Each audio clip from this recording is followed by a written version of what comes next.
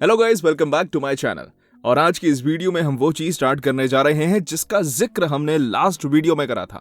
जी हाँ, बिल्कुल सही समझा आपने। मैं आप ही के भेजे हुए MP3 फाइल्स को, यानी आपके पोर्टफोलियो में से किसी एक ऑडियो को रिव्यू करूंगा और बताऊंगा आपको इंप्रूवमेंट कहां कहां करनी है। ठीक है, तो अब मैंने देखा है काफी सारी एंट्रीज आई हैं, उसमें इंग्लिश भी है, हिंदी भी है। तो अभी मैं रैंडमली पिक करूंगा। ठीक है, मैं कोई भी एंट्री रैंडमली पिक करूंगा एज वेल एज उस एंट्री का रैंडमली या तो इंग्लिश या तो हिंदी का रिव्यू दूंगा। अगर आपने दोनों भेजे हैं और आपको लगता है कि मुझे दूसरे लैंग्वेज पे भी रिव्यू चाहिए, तो आप दोबारा भेज सकते हैं, बट सिर्फ और सिर्फ उसी लैंग्वेज का जिसका रिव्यू ना हुआ हो। ओके, देन आप दोबारा मतलब कंटिन्यूअसली देखिए अपनी आप ऑडियोज भेज सकते हैं। फर्क क्या होगा उन ईमेल्स में कि अगर आपने अभी एक्सप्लेनर वॉइस ओवर करके भेजा है, तब आप स्टोरी टेलिंग भेज सकते हैं। तो आपके पास मल्टीपल ऑप्शंस हैं रिव्यू के, language as well as genres in which we perform. तो मैं किसी का भी नाम नहीं बताऊंगा कि यह एंट्री किसकी है, बट मैं आपको ऑडियो सुनाऊंगा। ओके, आप ऑडियो सुनिएगा, जिसकी एंट्री होगी उसे पता चल जाएगा ये मेरा रिकॉर्डिंग है, मेरी MP3 फाइल है। देन मैं उसके बारे में उसका रिव्यू करता हूं। तो चलिए इस प्रोसेस को स्टार्ट करते हैं बिना देरी करे। आइए सुनते हैं हमारा first audio. This is the story of the magnificent Asiatic lion and his last kingdom left in the world, Gir. Though the Asiatic lions share the same ancestors with their African cousins 50,000 to 2 lakh years ago, they have evolved to a different body type than the African ones. The Asiatic lions are slightly shorter and lighter, and the males sport less prominent males.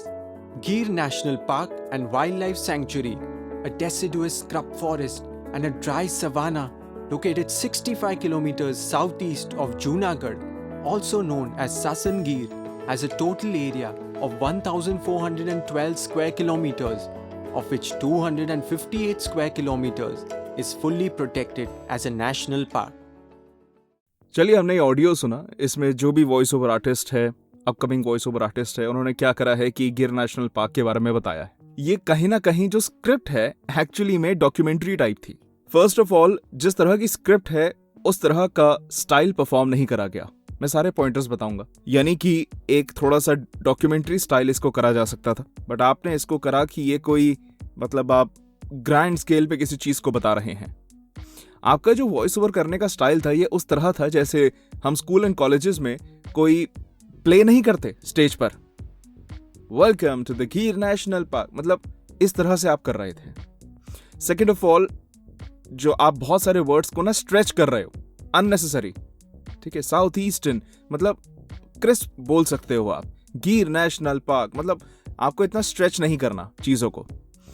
Third thing, I don't know आप कहां से belong करते हैं, but south Indian accent आ रहा है इसमें, तो उसको आपको थोड़ा सा फिल्टर आउट करना है, वर्ड्स ठीक तरह से बोलने हैं। आपकी हर लाइन की टोन सेम थी, हर लाइन की टोन सेम थी, कोई भी मॉड्यूलेशन नहीं था। ठीक है, मेरे नजरिए में एक फ्लैट था। ओके, आपने मॉड्यूलेशंस, इंटोनेशंस कुछ नहीं करी, बस एक हाई पिच में बोलते गए। सिर्फ पिच आपकी हाई थी, आप उसी पिच में स्ट्रेच करके बोलते गए, बोलते गए, बोलते गए। आप इसको सॉफ्ट कर सकते हो बीच में। मॉड्यूलेशंस का यही तो मजा है कि आप कभी कभी बीच में हाई पिच जा रहे हो, that's fine, but low pitch भी जा सकते हो, सॉफ्ट भी जा सकते हो, पेस को स्लो कर सकते हो, तेज कर सकते हो, बहुत सारा आप प्ले कर सकते हो अपनी पिच के साथ, अपनी वॉल्यूम के साथ, स्टाइल के साथ। आप थोड़ा सा इसको इस तरह बताते हैं कि गिर नेशनल पार्क इज ऑल्सो, मतलब इट्स लाइक दिखना चाहिए या आना चाहिए कि आपको नॉलेज है इस बारे में। प्लस क्या लग रहा था कि आपने स्क्रिप्ट सामने रखी है एंड आप बस बोलते गए उसको, कोई आपने ध्यान ही नहीं दिया, आपने लाइन का महत्व ही नहीं समझा, आपने लाइन में समझा ही नहीं कि क्या इसको किस तरह से करा जा सकता है, इस लाइन का मीनिंग क्या है। ऐसा साउंड हो रहा था बहुत सारी लाइंस का आपको मीनिंग ही नहीं पता, तो वो आपको करेक्ट करना है। मैंने बहुत सारे पॉइंटर्स आपको बताए हैं, इन सब पे आपको काम करना है। ठीक है, बहुत बहुत बहुत काम की जरूरत है। तो आगे बढ़ने से पहले मैं सभी को बताना चाहता हूं कि देखिए, ये हमेशा से मुझे सुनने को मिलता है। मैं अपने जब वर्कशॉप्स भी देता था कि जो मेरे रिव्यू होते हैं वो मतलब ऐसे होते हैं कि आपको बुरा भी लग सकता है, तो प्लीज़ बुरा मत मानिएगा, आप ही के भलाई के लिए होते हैं। मैं आपको साफ साफ बताऊंगा, सही बताऊंगा, एंड अगर आपने उनको समझा, उन पे काम करा, बहुत जल्दी इंप्रूवमेंट होगी। ओके, तो चलिए बढ़ते हैं आगे हमारे सेकंड ऑडियो की तरफ। ओ अम्मा, कहाँ हो तुम? कब से खोज रहे हैं तुमको। कहाँ लुका के बैठी हो? मंगरू अपनी माँ को आवाज़ देते हुए घर में घुसा। माँ को सामने देखते ही बोला, अम्मा, बापू से कहकर मुझे इंग्लैंड भेज दो ना। ई का होता है बचुआ? मंगरू की ओर आस की दृष्टि से देखा उसकी माँ ने। अपनी माँ की जिज्ञासा को देखते हुए मंगरू बोला, वो हमका विदेश जाने का है अम्मा। हे राम, विदेश जाएगा? इतना कहकर मंगरू की माँ जोर जोर से रोने और विलाप करने लगी। और करे भी क्यों ना, मंगरू उनका अकेला लड़का और ऊपर से ये नई जिद लेकर बैठ गया था कि विदेश जाएगा। माँ ने तो सुन रखा था कि अगर लड़का एक बार परदेश गया तो दोबारा नहीं लौट पाता है। इन शख्स ने स्टोरी टेलिंग करी है, स्टोरी समझ में आ गई, मतलब अच्छे से समझ में आ गई क्या उन्होंने कहा है, स्टोरी में हो क्या रहा है, अच्छी बात है। सबसे मतलब अच्छी चीज़ क्या लगी कि आपके पास एक एलिमेंट है आपके अंदर जो कि वॉइस ओवर आर्टिस्ट्स को चाहिए होता है, दैट इज इमोशंस। आपके अंदर इमोशंस हैं, बहुत ही बिगिनर लेवल पे हैं, बट वो हैं, और उनको निखारा जाएगा तो बहुत ही अच्छे से वो उभर कर आएंगे। जब आपने स्टार्ट करा ये स्टोरी टेलिंग तो उसमें डायलॉग से स्टार्ट था, बीच में बहुत सारे डायलॉग्स थे। चूक कहाँ पे हुई कि डायलॉग्स जब आप बोल रहे हैं तो बहुत ही अभी आप कंट्रोल्ड वे में बोल रहे हैं, खुल के नहीं बोल रहे, आपका मुंह भी पूरी तरह नहीं खुल रहा बोलते समय, आपके वर्ड्स में क्लैरिटी नहीं है। कुछ कुछ वर्ड्स जहाँ पे फॉर एग्जाम्पल जिज्ञासा है या फिर जिन शब्दों में र आ रहा है, उन वर्ड्स में क्लैरिटी थोड़ी कम है। वर्ड्स की आपको क्लैरिटी लेकर आनी है। जहाँ तक बात करें मॉड्यूलेशंस की, तो हाँ थी, बट कम थी। ओके, आप जो इमोशंस हैं, जो आप डायलॉग्स पे इमोशंस डाल रहे हैं, उसको भी बहुत अच्छे से डाल सकते थे और खुल के बोल सकते थे। प्लस माँ और बेटे का थोड़ा सा इमोशन अलग लग सकता था। अभी डिफरेंशिएट करना मुश्किल हो गया कि कब माँ का डायलॉग शुरू, कब बेटे का डायलॉग खत्म। ओके, तो बीच में थोड़ा सा आपने स्पेसिंग भी ढंग से देनी है। देन जो नरेशन आ रहा है, अक्सर ये गलती होती है स्टोरी टेलिंग में कि डायलॉग्स पे तुम अपना 100% देते हैं बट नरेशन को भूल जाते हैं। क्यों भाई, नरेशन भी उतना ही जरूरी है। तो नरेशन में भी आपकी मॉड्यूलेशंस वगैरह कम थी। ओके, आप इन्हीं स्क्रिप्ट्स को जो आप परफॉर्म कर रहे हो, आप मुझे एज अ स्क्रिप्ट भी भेज सकते हो ताकि ये मैं आगे आने वाले सेशंस में करके भी बताऊं। बट ये बहुत ज़रूरी है कि आप ध्यान दें, आपके वर्ड्स की क्लैरिटी रहे। इमोशंस में बहते हुए अक्सर ऐसा होता है कि हमारी वर्ड्स की क्लैरिटी कम हो जाती है, वो ना हो। ओके, एंड प्लस ऐसा लग रहा है अभी थोड़ा सा कि आप लेड बैक होकर स्क्रिप्ट पढ़ रहे हैं। मुझे नहीं पता आपका पोस्चर कैसा था, मे बी इतना करेक्ट पोस्चर नहीं था। पोस्चर आपका स्क्रिप्ट पढ़ते हुए स्ट्रेट होना चाहिए। ओके, मुंह आपका प्रॉपरली खुले, तब जाके आपकी स्क्रिप्ट अच्छे से बाहर आएगी। तो ये था मेरा रिव्यू आपकी रिकॉर्डिंग के लिए। चलिए बढ़ते हैं अब अगली रिकॉर्डिंग की तरफ। नमस्कार, अध्याय ग्राहक सेवा के पहले वीडियो में आपका स्वागत है। यहाँ हम ग्राहक सेवा के महत्व, ग्राहकों को सेवा प्रदान करने में एजेंटों की भूमिका, बीमा पॉलिसी धारकों के लिए उपलब्ध विभिन्न शिकायतों के निवारण तंत्र और ग्राहकों के साथ संवाद करना सीखेंगे। तो आइए हम ग्राहक सेवा की सामान्य अवधारणाओं को समझना शुरू करते हैं। ग्राहक सेवा और संबंधों की भूमिका किसी भी अन्य उत्पाद की तुलना में बीमा के मामले में कहीं अधिक महत्वपूर्ण है। इसका कारण ये है कि बीमा एक सेवा है और वास्तविक सामान से बहुत अलग है। ओके, तो आपकी ये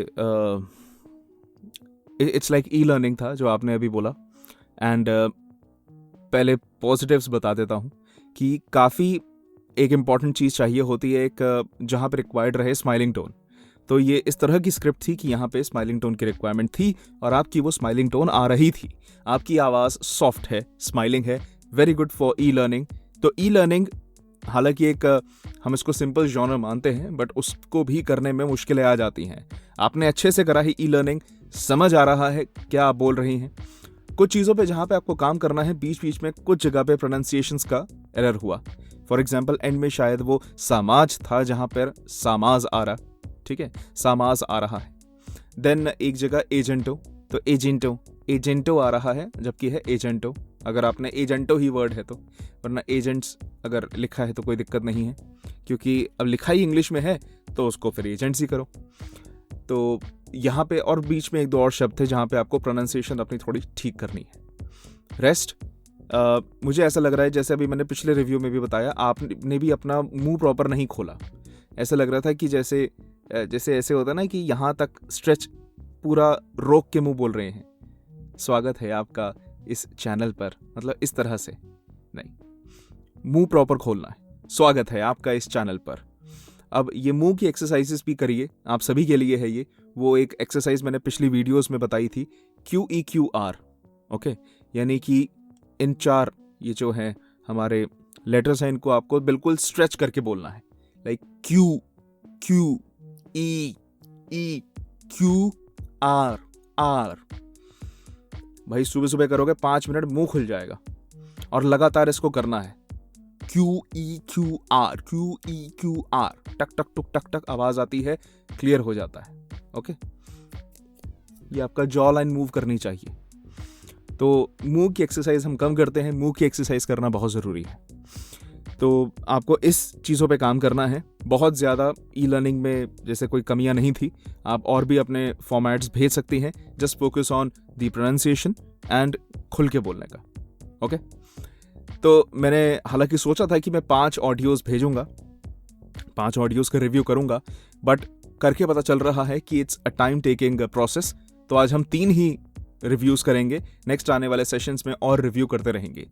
तो अगर आप भी चाहते हैं कि आपके ऑडियोज़ को मैं रिव्यू करूं, या फिर आप अपनी कोई स्क्रिप्ट भेजना चाहते हैं जिसको मैं पढ़कर बताऊं, तो आप भेज सकते हैं scriptsforhimanshu@gmail.com पर।